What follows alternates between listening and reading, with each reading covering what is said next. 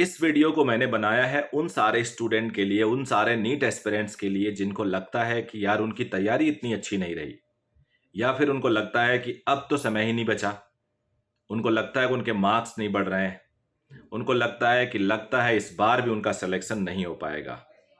तो ये वीडियो आपके लिए है। आगे बढ़ने से पहले चैनल को सब्सक्राइब करिएगा और इस छोटे से वीडियो को आखिरी तक देखिएगा, तभी समझ में आएगा।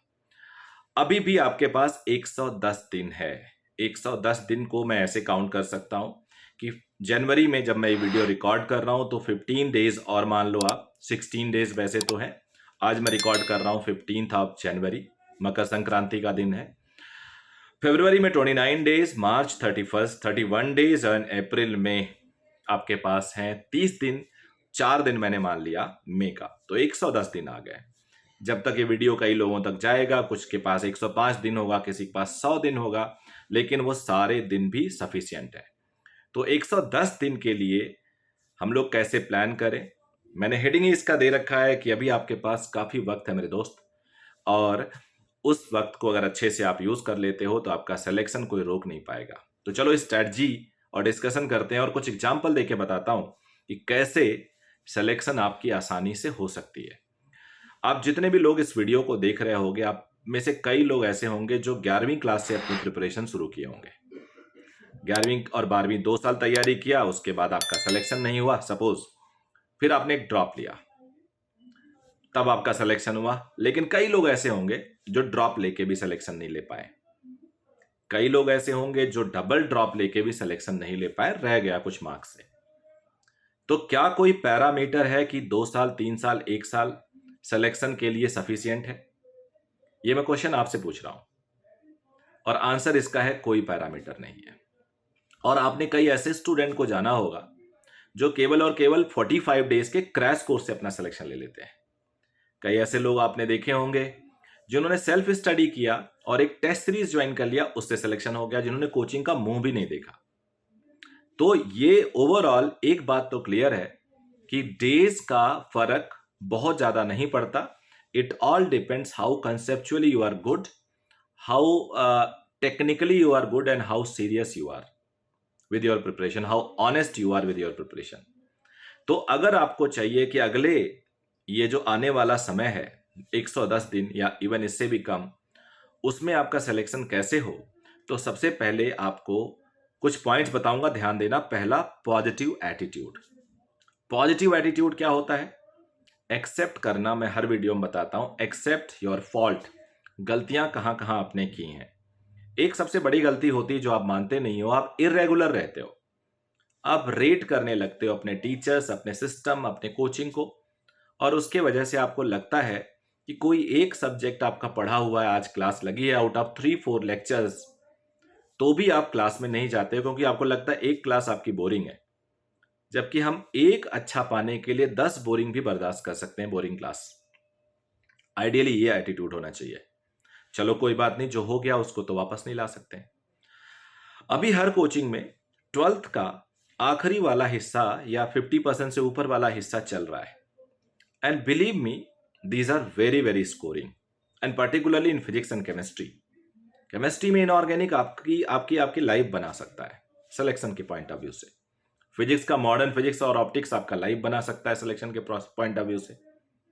तो इस टाइम अगर आपने क्लास मिस किया अपनी, तो आपने अपना नुकसान कर लिया। कई बार हम कैलकुलेशन करते हैं कि यार हमारे पास टाइम लिमिटेड है। बिल्कुल लिमिटेड टाइम नहीं है, 24 आवर्स बहुत सफिशिएंट टाइम होता है इफ वी आर प्लान्ड। अब मैं आपको बोलूंगा कि आप घर पे और कोचिंग को बैलेंस कैसे करो। टेस्ट कब दो, कितना टेस्ट दो। टेस्ट का कोई एक फियर ऑफ मिसिंग आउट जो मैं बार बार बोलता हूं, एक वीडियो भी इस पे बना रहा हूं, एफोमो कहते हैं उसको, उससे हम कैसे बचें, कितना टेस्ट दें। तो देखो यार, प्रिपरेशन आपकी ऐसी होनी चाहिए कि हर छोटा टेस्ट, हर वीकली टेस्ट, हर फोर्टनाइटली टेस्ट, या हर टेस्ट जो भी पॉसिबल हो आपके पास, उसकी तैयारी, चाहे सिलेबस पूरा हो चाहे ना हो, बेस्ट दे के आइए। टेस्ट का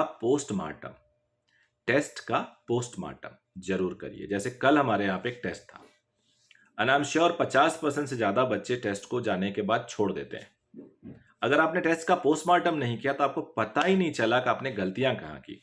आपने एग्जामिनेशन टेम्परामेंट तो डेवलप कर लिया, बट आपने एग्जामिनेशन के टेम्परामेंट के बाद जो कंसेप्चुअल क्लैरिटी आपकी आनी चाहिए, जो आपको ये पता चलना चाहिए कहाँ पे कॉन्सेप्ट आपके मिसिंग्स हैं, कहाँ पे कॉन्सेप्ट आपको अभी वीक हैं, कहाँ पे अभी भी लगता है कॉन्सेप्ट एकदम नहीं आते, और कहाँ पे आने के बावजूद आपने गलती कर दी, कहाँ पे सिली मिस्टेक्स हो जा रहे हैं, ये आपको पता ही नहीं चला।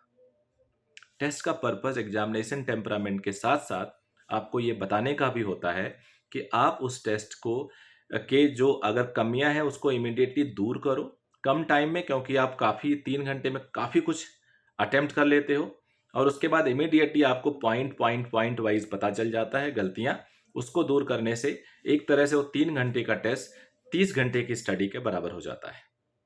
तो टेस्ट का पोस्टमार्टम जरूर करिए। उसके बाद अगर आप वीकली टेस्ट दे रहे हैं या 15 दिन पे टेस्ट दे रहे हैं, तो 50% से पहले वाला समय, यानी जैसे संडे को टेस्ट दिया और अगले संडे टेस्ट है, तो अभी से लेके बुधवार तक आप पुराने कॉन्सेप्ट रिवीजन इन पे फोकस करो। यानी पूरे 6 दिन को जो मंडे टू सैटरडे है उसको आप 50-50% पे बांट लो।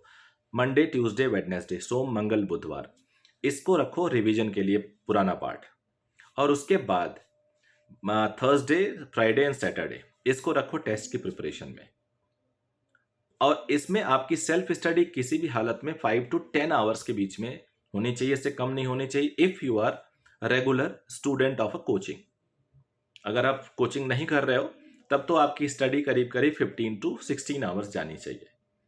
और वो जो स्टडी आप करते हो ना, वो अक्सर आप लोग इस टाइम सर्दियां चल रही नॉर्थ इंडिया में, तो आप रजाई में बेड पे बैठ के रीडिंग करते हो, that is really not good. ये आपको आपका इफेक्ट आधा कर देता है, विश्वास मानिए। आपको अगर नींद से बचनी है तो आप बढ़िया कपड़े पहन के, सॉक्स पहन के, डबल पैंट इनर पहन के सब टेबल चेयर पे बैठो, और जितनी देर बैठोगे वो आउटकम आपका बेस्ट आएगा और आपको काफ़ी उससे अच्छा लगेगा। और पढ़ो जो भी फिजिक्स केमिस्ट्री वो लिख के पढ़ो। फिजिक्स केमिस्ट्री जब हम पढ़ते हैं तो कई बार हम रटते हैं, हम सोचते हैं यार मेडिकल फिजिक्स तो आसान होती है, इतना टफ तो आता ही नहीं है। लेकिन याद रखो, मेडिकल फिजिक्स हो या इंजीनियरिंग फिजिक्स हो, बिना लिखे बिना कंसेप्चुअल क्लैरिटी के आप उसके एप्लीकेशन के लिए कॉन्फिडेंट नहीं हो सकते। तो ये तो रहा तरीका। अब कितने टेस्ट दें और फियर ऑफ मिसिंग आउट क्या होता है, कितने टेस्ट दें इसका कोई खास मैटर ये नहीं करता कि आप रोज टेस्ट दो। कई ऑनलाइन मार्केटिंग वाले, कई कोचिंग, कई यूट्यूबर कहते हैं रोज टेस्ट लिखो। कोई मतलब नहीं है, रोज टेस्ट लिख रहे हो, कॉन्सेप्ट वही गलतियां आती जा रही हैं क्योंकि आपके पास समय नहीं मिल पा रहा है। टेस्ट 10 दिन में 15 दिन में भी अभी दे सकते हो, अभी आपका समय है। जब आप अप्रैल मंथ में होंगे तब टेस्ट की फ्रीक्वेंसी बढ़ा लेना। अभी तो कंसेप्चुअल क्लैरिटी आपके लिए जरूरी है। और अभी अगर आप का सिलेबस भी पैरेलली चल रहा है तो आपकी फ्रीक्वेंसी वैसे भी कम होनी चाहिए। तो टेस्ट की फ्रीक्वेंसी डिपेंड करती है कि आप अपनी तैयारी को किस तरह से ले जा चुके हैं अभी तक, किस तरह से आगे लेके बढ़ रहे हैं, और आपके आगे अगले 1-2 महीने में सिलेबस का क्या कंडीशन है। लेकिन ऐसा कुछ भी नहीं है काफ़ी टेस्ट दोगे, रोज टेस्ट दोगे तभी सिलेक्शन होगा, ऐसा बिल्कुल भी नहीं है। फियर ऑफ मिसिंग आउट यही है, जैसे आपको लगने लगा कि यार आपका सिलेक्शन ही नहीं होगा, कहीं ऐसा ना हो कि लोग टेस्ट देना शुरू किए और हम नहीं दे रहे हैं तो हम पीछे रह गए, कहीं ऐसा तो नहीं किसी कोचिंग में सिलेबस खत्म हो गया, मेरा नहीं हुआ तो हम पीछे रह गए, ऐसा बिल्कुल भी नहीं है।